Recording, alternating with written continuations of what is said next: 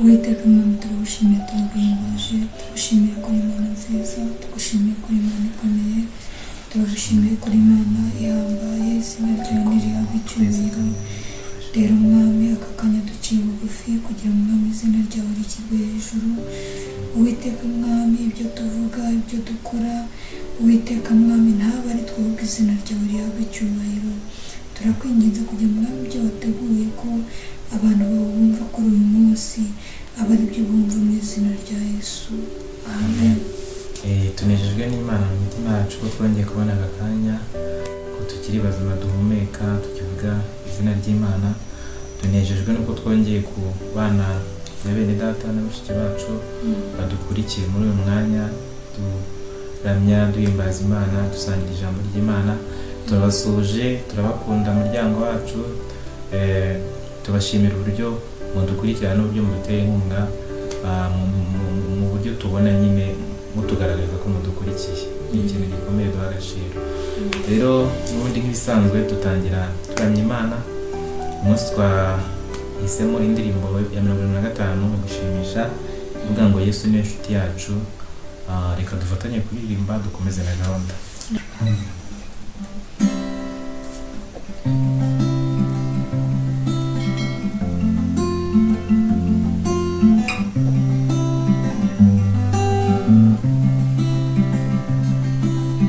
Yesu niwe nshuti yacu ni utwikorera imibabaro n'ibyaha akatwuzuza na se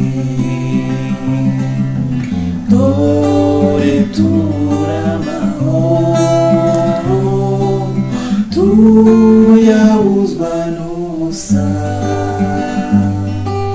kuko tudasaba neza ibyo dukena byose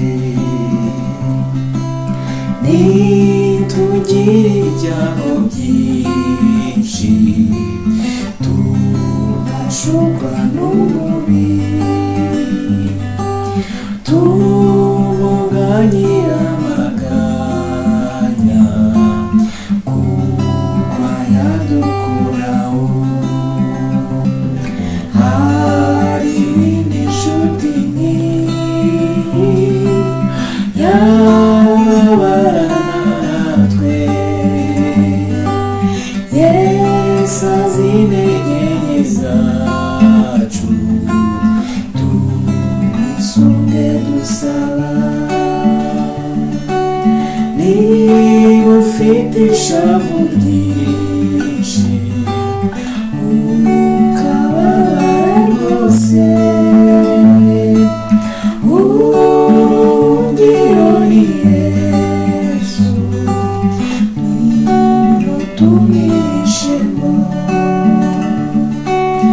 inshuti zidutaye zikaduhemukira Yesu adukigira ingabo akaduhumuriza. Haleluya Amen. amen. Uyu muririmbyi yaririmbye neza aravuga ngo Yesu niwe nshuti yacu Yesu niwe nshuti yacu kuko ari tumenyera byose niyo twikorera imitwaro niyo duhumuriza iyo twahuye n'ibyago niyo tumenyera byose rero Yesu niwe nshuti yacu tumwikomezeho niwe mwami wacu kandi utajya uduhemukira Imana ishimwe rero twakomeza tunumva n'ijambo ry'Imana umwuka yaduhaye kuvuga kuri uyu munsi kubabwira uyu munsi Imana ikomeze kubana natwe muri byose izina rya Yesu amen. Haleluya amen. Imana ishimwe turanezerewe mu mitima yacu ubwo twongeye kubona umwanya aho gusangira n'ubwoko bw'Imana ijambo ry'Imana by'ukuri ntabwo ari uko turi abahanga muri ibi bintu rwose natwe turakiga turacyari abana dukeneye kwiga kumenya byinshi byinshi, ariko Imana buriya nta muntu itavugiramo. Ikindi kandi nyine iyo uyemereye uwo ari we wese burira gukoresha.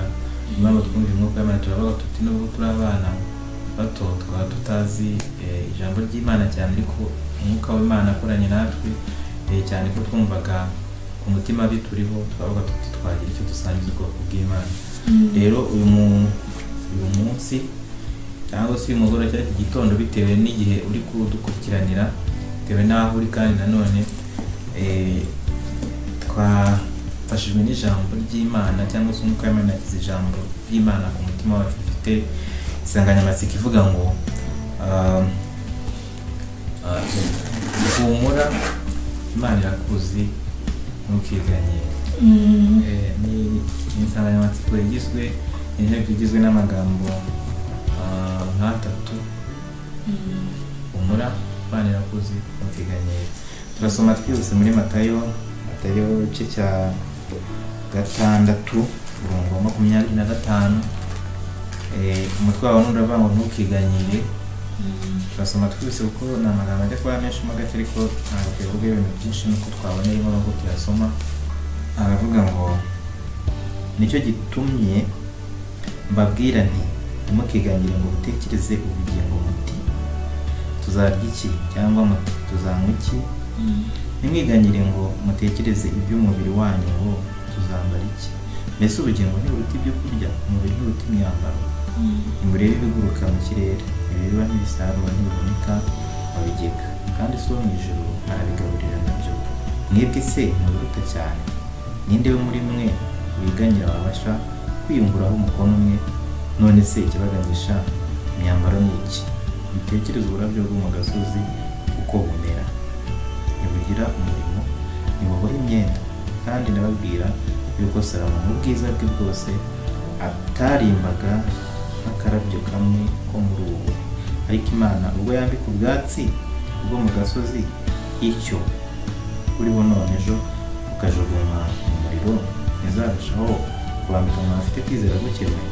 Nuko ntimwiganyire mugira ngo tuzarya cyangwa ngo tuzanywa iki cyangwa tuzamara iki, kuko ibyo byose abapagani babishaka, kandi so mu ijuru azi ko mukwiriye byose. Ahubwo mubanze mushake ubwami bw'Imana no gukiranuka kwayo, nibwo ibyo byose muzabyongererwa. Ntimukiganyire mutekereza iby'ejo, kuko ab'ejo baziganyira iby'ejo. Umunsi wose ukwiranye n'ibibi byawe. Haleluya. Amen. Muri makeya iri jambo twarikuye muri ya ntego imwe twavuze ngo humura, ntukiganyire, Imana irakuzi. Twumvishe uyu munsi turi gufashwa n'ijambo ryo guhumurizwa. Twabanje twumva Imana iri guhumuriza imitima yacu. Mu buzima busanzwe wenda wowe ushobora kutari kwiganyira, ariko hari ibintu ufite bibaza iti si ibintu bizagenda bite. Wenda ni business yawe ugati si ushaka kujya ku rwego, ukabona ni ibintu bigoranye cyane, cyangwa se ukaba wenda ari n'indi ntambwe ushaka gutera, ukabona ni ibintu bikomeye cyane ukurikije uko ubitekereza, cyangwa se ukaba uri no mu buzima bugoye nyine bw'ubukene, ukiwiganyira ukavuga ati kwiganyira nyine. Ariko twakubwira ngo humura, ntukiganyire, Imana irakuzi.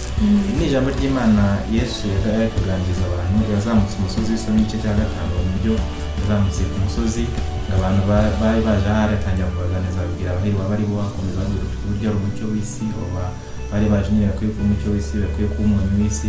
Agera mu gice cya 6 atangira kubabwira ngo ntibakiganyire. Wenda dusomye muri Bibiliya ijambo ry'Imana, hari ahantu nashatse ko mwumva cyangwa se twumva neza cyane. Kuri ijambo ry'Imana isomye 20 igice cya 6 umurongo wa 25, iyo nakwita nka B. Yavuga ngo mbese ubuzima ntiburuta ibyo kurya? Kuba uriho, kuba ufite ubuzima biruta ibyo kurya. Umenye ko hari abantu bamaze kugira cicikirwa, hari abakoze impanuka bari mu bitaro, hari ababuze ababo, ibyo kurya byanananiye, ariko baracyahumeka. Ngo mbese ubuzima ntiburuta ibyo kurya? Umubiri nturuta imyambaro. Ikindi kuba ufite umubiri, inshuti zanjye, buriya nubwo waba uburaye pe, inzara ni mbi. Ntekereza ko Abanyarwanda bataraburaraho ntabwo ari benshi cyane, ariko buriya niyo uburaye ufite amaboko yawe, ufite amaguru, ufite umubiri wawe, nta kibazo cy'uburwayi ufite ishimwe rikomeye cyane kuri gushimira Imana. Nikiza ko nta muntu ufite amaso ureba utajya abona ko hari abantu bafite ikibazo cyo kutabona, kandi nyine ntabwo baba barabisemo, natwe kuba tuyafite tureba mu mugisha, mu buntu bw'Imana yatugiriye. Kuba rero umuntu yaba adafite amaso, ariko hari n'abatariho, kuba atayafite nawe afite ishimwe. Noneho byongeye wenda wora n'afite, hari udafite amaboko, wowe urayafite, utayafite nawe ariho, hari wenda urayafite ayo maboko ariko uri mu bitaro urwaye urembye, uri muri urgence. Rero buri wese afite ishimwe, dukwiye gushimira Imana. Ntavuze ibintu byinshi, ijambo ry'Imana ritubwira ngo mbese ubuzima ntiburuta ibyo kurya, kuba turiho biruta ibyo kurya twiganyira dusaba. Kuba dufite umubiri muzima umeze neza biruta imyambaro n'abayiganyira. Yatanze ingero nyinshi aravuga ati ibiguruka ntabwo bihinga, uburabyo ntibuboha, ariko byose Data wo mu ijuru amenya uko bibaho. Ikindi aravuga ngo n'abapagani uretse natwe ububaha Imana cyangwa se abantu bamenye Imana, n'abapagani Imana ibizi ko nabo bikenera, ndetse igusha imvura ikagwa no mu mirima yabo nabo bakeza, kuko nabo Imana irabakunda. Ushobora no kuba uri kudukurikirana nawe utarakira Kristo nk'Umwami n'Umukiza, twakubwira ngo rwose uri mu bantu batumye dufata iyi gahunda kugira ngo tugusangize ubwiza cyangwa se ibyiza byo kugira Imana mu buzima, ibyiza byo kwizera Kristo. Wakwakira Umwami n'Umukiza, ushobora kutwandikira muri komenti, tukakubwira uburyo inzira wacamo, dushobora kugusengera, tukanaguhuza n'umuntu wenda w'umuyobozi cyangwa se ubifite mu nshingano zo gusengera abizera bashya. Tuba tubafite abapasiteri babyerejwe cyangwa se basengeye bahawe izo nshingano, ukaba wakakira Kristo Umwami n'Umukiza. Rero ni byiza, twababwira ngo muhumure, Imana irabazi, kuba ukiriho ugihumeka nuko Imana igufiteho umugambi kandi mwiza. Muhumure rwose, ushobora kuba urwaye, uhumure, Imana iragukiza. Bandikira muri comment, twagufasha gusenga. Ushobora kuba ufite ikibazo cy'ubukene, ushobora kuba ufite ikibazo cyo mu rugo bitameze neza, ushobora kuba wabuze umuntu, ushobora kuba uri umushomeri nta kazi ufite, ushobora kuba ufite ibibazo bitandukanye, n'ibyinshi ibibazo biri hano hanze, ariko mu by'ukuri wizere Imana. Twaje kukubwira ngo humura, Imana irakuzi, ntukiganyire. Niyo waba utari kwiganya ariko beza ngo mbese bigiye bizagenda bituka, mufitemo guhangayika, nawe twakubwira ngo Imana irakuzi aho kuzabigenza. Reka rero ngewe nsobikira aha ngaha, ntabwo twabivuga byose nk'uko Imana akomeza kugenda adusobanurira kurushaho, ahubwo mpe n'akanya sheri wanjye nawe akomerezeho, afite icyo yababwira, hanyuma dufatire n'akanya ko gusengera hamwe. Twese dukeneye ko Imana idufasha. Haleluya. Ni ukuri Imana iguha umugisha cyane, ndongeye ndafashwa, duhumure, Imana iratuzi. Ijambo ry'Imana ntabwo njya kure yaryo, mwari muri kutubwira, ngewe ndi gufashwa n'uyu murongo uri muri Yohana ibice 14 umurongo wa mbere, yavuga ngo nimuhagarike imitima yanyu, mwizere Imana nanjye munyizere. Haleluya.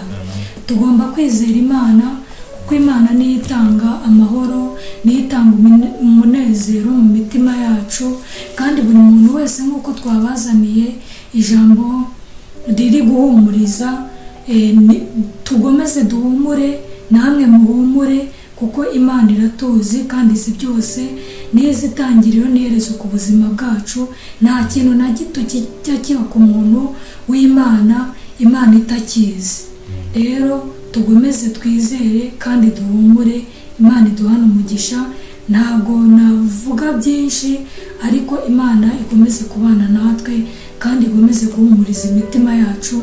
Ariko icyo dusabwa ni ukuyegera, tugakomeza kubana n'Imana. Imana ikomeze kuduhana umugisha. Reka rero dusoze dusenga, cyangwa se dusubike dusenga, kuko ntabwo dusoje tuzagaruka, tuzakomeza no gutaha. Twari turafite message ivuga ngo muhumure, Imana irabazi, cyangwa se duhumure, Imana iratuzi, twe kwiganyira.